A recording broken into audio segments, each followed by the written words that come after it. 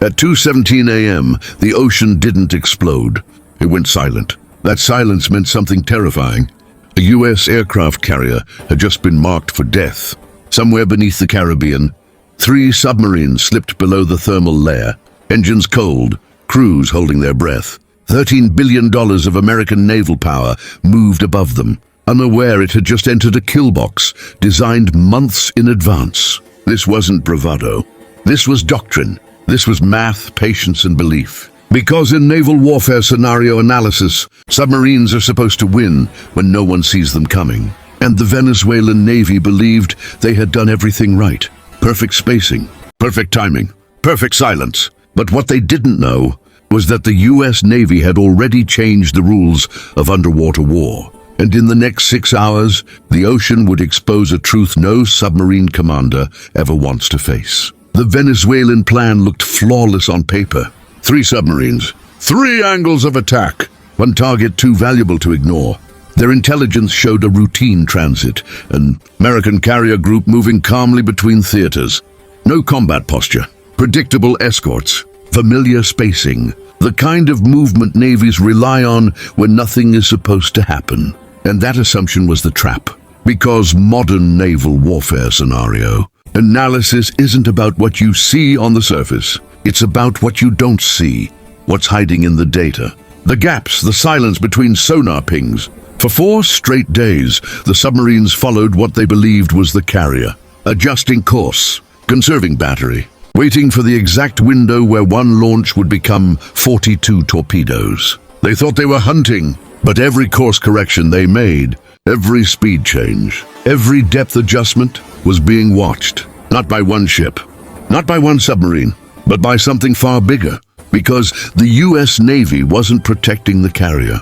They were protecting the illusion of one. And when the Venezuelan commanders realized what they were actually tracking, it was already too late to turn back. Here's the detail that changed everything. The carrier on Venezuelan radar wasn't a carrier at all. It was a ghost. 3 American ships sailed in perfect formation, broadcasting the electronic heartbeat of a Nimitz-class carrier, radar patterns, comms noise, even the subtle electromagnetic leaks intelligence officers expect from a floating city at sea. In naval warfare scenario analysis, this is called signature deception. And it works because submarines don't see ships. They listen to them. The Venezuelan captains trusted what their senses told them. They had to. Ignoring a signal like that would violate every rule of submarine warfare they'd ever learned.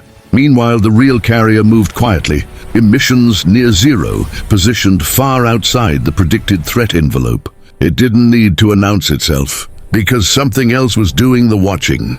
As the submarines closed in on the decoy, American systems started building profiles. Speed habits, depth preferences, evasion styles unique to each captain.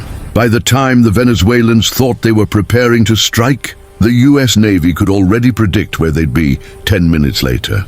And that's when the ocean stopped being empty and started becoming a cage. What surrounded the submarines wasn't a fleet. It was a web. Modern naval warfare scenario analysis no longer revolves around a single sonar ping finding a target. It's about hundreds of quiet listeners feeding one thinking system. Above the water, patrol aircraft released fields of sensors, small, disposable devices that sank, listened, and whispered data back into the sky. Behind surface ships, long cables trailed through the dark, sensitive enough to hear a heartbeat of metal miles away. But the real threat was already waiting on the seafloor.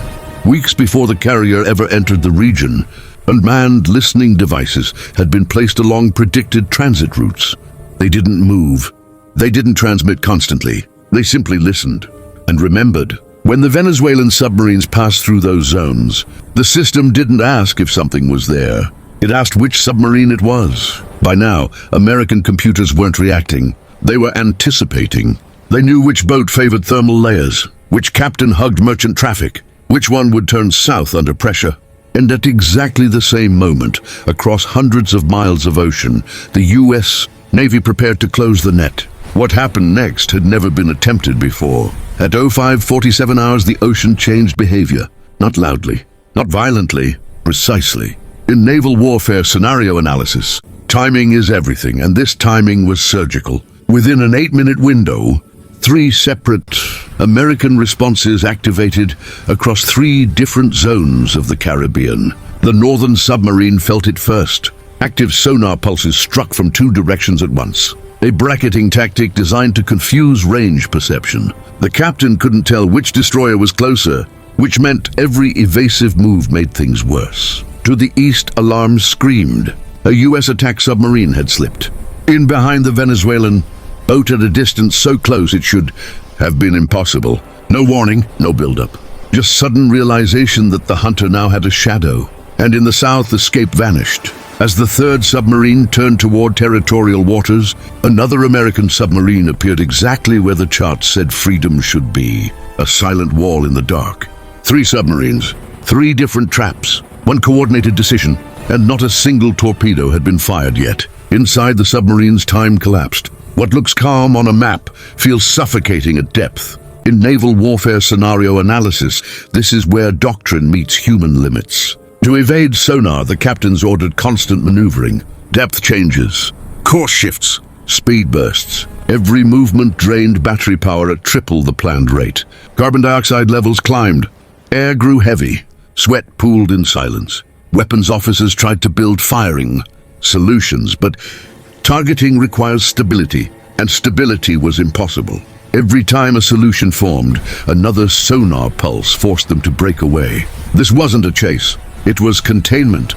The U.S. Navy wasn't trying to destroy the submarines. They were denying them options. No clean shot, no quiet retreat, no safe layer to hide in. Every Venezuelan commander now faced the same realization.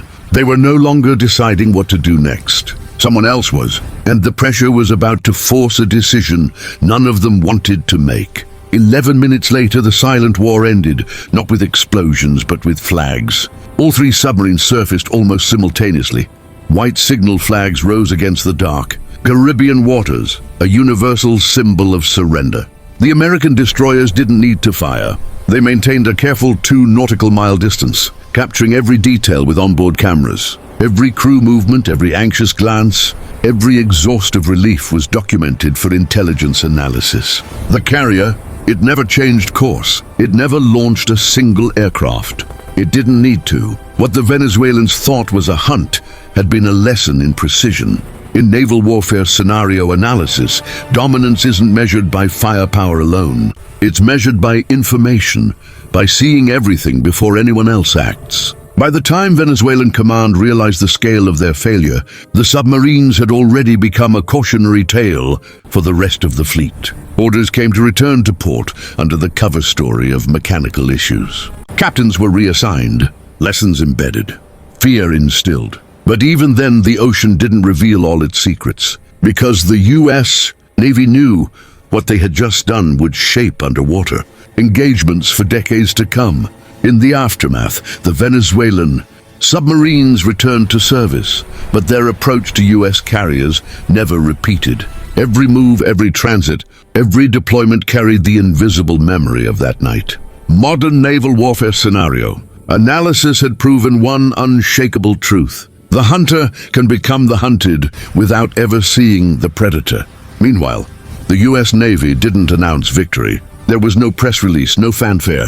These encounters rarely make headlines. Yet the sensor webs, autonomous undersea devices, and network destroyers continued, silently, tracking hundreds of submarine contacts every month around the globe.